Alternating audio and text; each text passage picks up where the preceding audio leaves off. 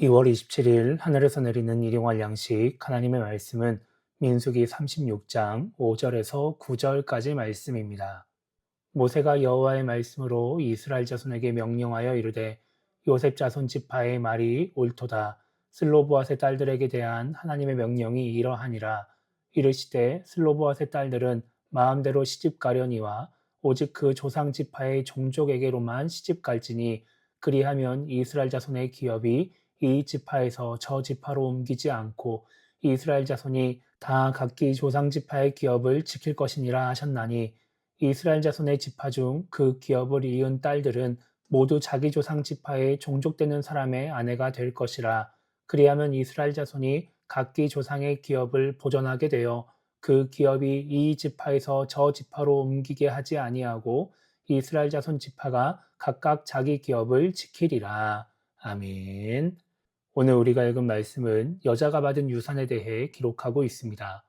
1절을 보면 므낫세 지파에 속해 있는 길르앗 가문의 수령들이 모세와 다른 수령들에게 제안을 합니다. 하나님께서 각 지파에게 기업을 주실 것이고 슬로밧의 딸들에게도 기업을 주라고 하셨는데 슬로밧의 딸들이 다른 지파 남자에게 시집을 가면 슬로밧의 기업이 다른 지파의 기업이 된다라고 하는 것입니다. 슬로브앗은 므낫세 지파의 길르앗 가문 사람입니다. 하나님의 은혜로 슬로브앗의 딸들에게 슬로브앗의 기업이 주어지게 되죠.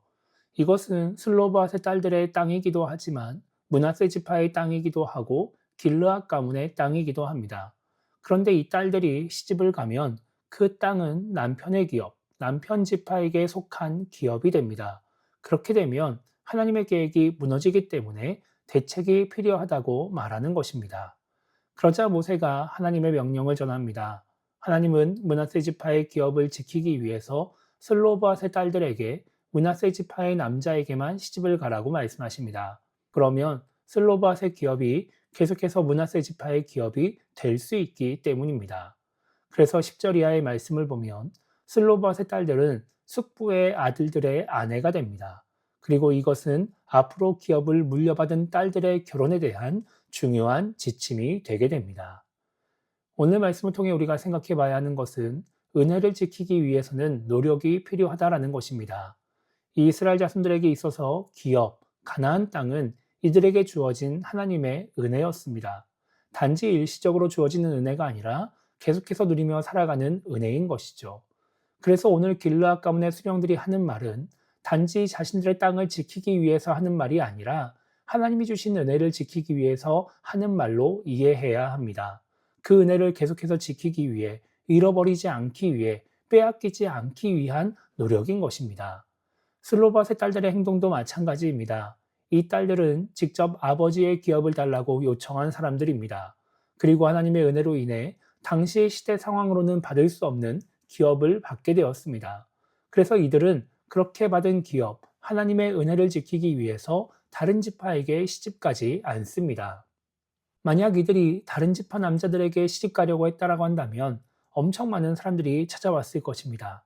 단지 아내만 얻는 것이 아니라 이들이 받은 기업, 땅도 얻을 수 있기 때문입니다. 그만큼 슬로밧의 딸들은 더 많은 남자들 속에서 더 좋은 남편을 고를 수 있었습니다.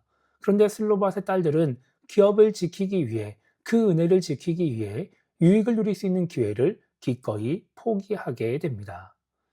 많은 신앙인들이 은혜를 받고 싶어 합니다. 그래서 은혜를 받기 위해서 많은 노력을 합니다. 그런데 그렇게 받은 은혜를 지키기 위해서는 별다른 노력을 하지 않습니다.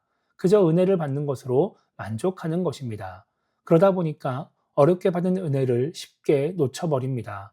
은혜를 받은 신앙인들은 많아도 은혜를 잘 간직하는 신앙인들은 별로 없는 것입니다. 슬로바와 세 딸들과는 다르게 인간적인 유익을 누리고 세상적인 유익을 누리기 위해서 은혜를 지킬 기회를 기꺼이 포기하는 것이 요즘 신앙인들의 모습입니다. 이것은 지금 우리도 마찬가지입니다. 우리도 은혜를 받으려고만 하고 잘 간직하려고 하지 않을 수 있습니다. 은혜를 잘 지키기 위한 노력을 하지 않을 수 있는 것입니다. 그러면 우리도 은혜를 받는 신앙인은 될 수 있지만 은혜를 누리는 신앙인은 될 수 없습니다. 하나님의 은혜를 받는 신앙인이 아니라 은혜를 누리는 신앙인이 되려면 은혜를 간직하기 위해 애를 써야 하는 것입니다. 그래서 오늘 하루를 시작하며 우리가 이렇게 기도했으면 좋겠습니다.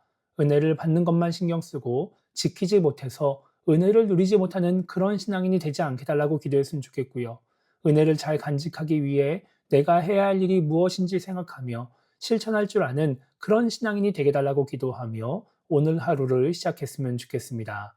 그렇게 은혜를 간직하려고 애를 씀으로써 은혜를 누리며 살아가는 우리 모두가 되기를 주님의 이름으로 축복합니다.